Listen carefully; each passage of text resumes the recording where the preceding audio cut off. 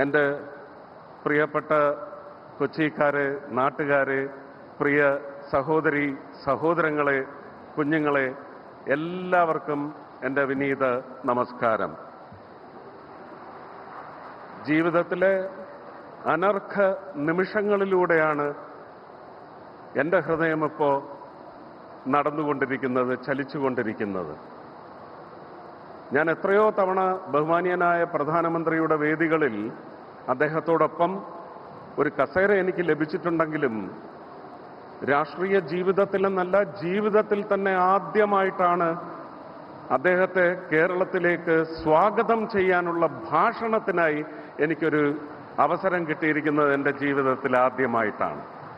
അതിൻ്റെയും പ്രത്യേകത, കേരളത്തെ ഇനി കേരളം എന്ന് വിളിക്കപ്പെടും എന്ന് പറയുന്ന ഒരു തീരുമാനം ഒപ്പിട്ട് ആ കേരളം സ്വീകരിക്കുവാനായി അദ്ദേഹം തയ്യാറെടുത്ത് ആദ്യമായിട്ട് കേരളത്തിൽ കാലുകുത്തുന്ന ആ മുഹൂർത്തത്തിലാണ് എനിക്ക് ഈ ഭാഗ്യം ലഭിച്ചതെന്നതും വലിയ ഭാഗ്യമായിട്ടാണ് ഞാൻ കരുതുന്നത്.